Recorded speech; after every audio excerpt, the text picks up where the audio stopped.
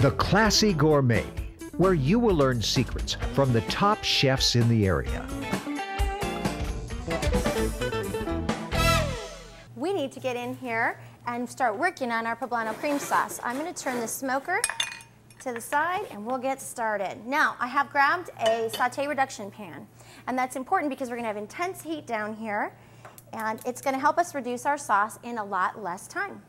It's always nice to be able to get things done quicker. Now, on the chicken breasts, you're going to want them to cook until 150, 155. Like we talked about, that's going to take about 10 or 15 minutes, so we're just going to go ahead and get started with this. All right, now I need a little bit of oil in that pan there. So I'll get going with that.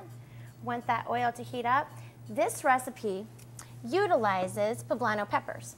And poblano peppers are a very mild chili pepper. This is what they look like. Got one right here for you. And this is what it looks like after it's been diced and seeded. We have these beautiful little pieces for us. All right, once our pan's getting hot, you can trade out different chili peppers, but the key here is we want this beautiful green color. So choose one that's green. And if you like it a little bit spicy, you're welcome to go ahead and use a more spicy chili pepper. Okay, we got that going. We're going to saute that up just a little bit. We want to put in our garlic, but we want the peppers to start bringing out a little bit of water before we do. All right. See, they're popping in there. That is what the word saute means. Saute is to jump, so we're popping there. We're going to add in our onions. Want those to do the same. Give us a little bit of water. And this is just the base. We want to make sure that we let these simmer and saute for a little while because it's going to bring out the flavor for our sauce. All right, that's good. Okay, while we are waiting for those to break down a little bit, let's check on our chicken breast. Okay, make sure the burner's off because it's very hot. I'm going to slide that, woo, smell the aromas, that's beautiful. Set that down, it's very hot, so be careful you work with hot pads. And I want to take the largest breast, and we're at 160, so we're a little over where we want it to be. But that's okay because we can bring in some moisture.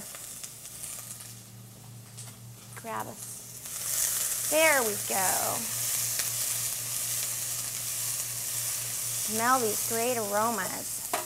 Okay. While the peppers are going, well, just slice up these. These are going to be a nice part of the inside of our enchiladas. Slide right on there. And we'll just put this right down out of our way. Good. A lot of tools. You might need a few tools for this. The love of gas right there. Move it from one burner to the next. Smelling good. Okay, now that our vegetables are doing real well, and we get a little bit of, we call it the fond at the bottom. Hopefully you can see that. That's not the burnt, that's caramelization, and we want that. It adds flavor. What we're going to do, be careful not to put your face over this and inhale. You may find yourself on the floor. There's a lot of chili peppers and onions and garlic going on in there. Be careful. Turn it down just a bit. We're going to introduce our chicken stock. We're going to go back through and scrape the fond off the bottom. And notice it gets a little bit quieter. And that's kind of nice. All right. Very, very happy with that. Now, we want that to simmer and soften our vegetables. Here in a little bit, we're going to take an emulsification blender and we're going to blend them up. And it's going to be wonderful. Grab my tongs. Let's get the chicken breast ready. Now, it's not, you don't have to be real picky, and this is where your knife skills don't have to be as exact. But I do like to get a nice cut on the bias. And a bias cut is on an angle, all right? And we want nice strips. Oh, that looks really good. You can see how nice and dry the outside is, and that's due to the rub, but yet how moist the inside has remained. And that was, gosh, maybe 8 minutes on the smoker, and we're all ready to go for that. Okay, We're gonna grab our saute pan. We're gonna let our sauce simmer back there. In a little bit, we're going to introduce cream to that. And when we do, we don't want that cream to be completely cold. So you have a couple options. Talk about that in a bit. All right, let's bring this saute pan up. We're gonna need a little bit of oil again. And I like to use the spray pump because then I can control what kind of oil goes in here. And I know that I've chosen a really great quality olive oil, but it is a pumice olive oil, which means that it has a higher smoke point because it's not 100% extra virgin olive oil. Extra virgin olive oil is great, but it doesn't have a high smoke point. Okay, see that bubbling away? Smelling good and looking good. All right. Again, don't worry about, we're looking for soft, but we're not looking for over soft. We don't want mush. As soon as that gets hot, we're gonna saute up our onions. Give them a quick coat. Ooh, smell that. Smells really good. At this point, you want to evaluate whether you think that this is spicy enough. And the best way to do that is to take a corner edge and taste it. I think it's perfect. I don't want to add any more. I think it's really good. The key is if it wasn't spicy enough for me, at this point I could add some more additional spice into my onions. Oh, but I think we did a great job. Oh, yum. Okay, these are moving around. We're gonna give them just a little bit of time. And we're reducing. We're not reduced quite by half yet, but we're getting really, really close there. Oh, these are just smelling good. All right, we'll pick that up. Introduce that.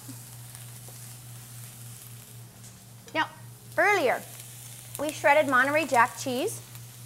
Let's move the poblano. We've also gathered some sour cream. I've got some beautiful green peppers. And those are actually chives. We've got the little chives, and then we've got the green onions. I think I said pepper. And then we've got a little bit of cilantro. We want to take the cilantro, and we want to dice it up for our garnish. Just come back through. Chop it up. And get it right to the side. Okay, looking good and smelling good. Good deal. All right, at this point, we're ready to add our cream. This cream did not come directly from the refrigerator. All right, you don't want to keep your milk products out very long. But in this case, it is imperative that you make sure that that cream already be at a warm temperature, not boiling or even heated. But it cannot come straight from the refrigerator. What will happen is it'll season, it'll curdle right inside there. So I'm really happy with the way that's working. We're gonna let that reduce a little bit. And we're gonna move this around just a bit. And then I'm gonna show you how to roll. So stay tuned, you won't want to miss how we finish this one off.